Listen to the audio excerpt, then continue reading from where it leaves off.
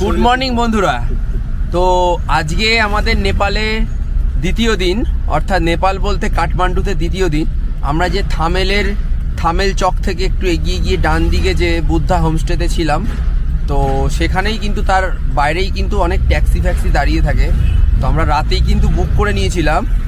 মাত্র 4000 নেপালি কারেন্সির মাধ্যমে কিন্তু আজকে আমরা ঘুরে নেব কাঠমান্ডুর সমস্ত সাইট সিন, অর্থাৎ পশুপতিনাথ টেম্পেল, তারপরে বুধা নীলকণ্ঠ টেম্পেল, ছাড়াও আরও যা যা রয়েছে সব কিন্তু ঘুরে নেব আমরা এই 4000 টাকার বিনিময়ে। আমরা 4 জন 4 সিটারের গাড়ি নিয়ে নিয়েছি।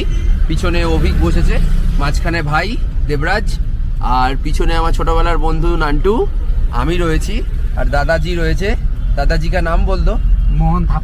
मोहन थापा दादाजी। तो दादाजी का কন্ট্যাক্ট নাম্বার আমি আপনাদের দিয়ে দিচ্ছি, ঠিক আছে? আপনারা ওনার সাথে বুক করে কিন্তু একদম খুব কম খরচে 4 সিটার গাড়ি করে আপনার কাঠমান্ডুর সাইট সিন ঘুরে দেখে নিতে পারেন।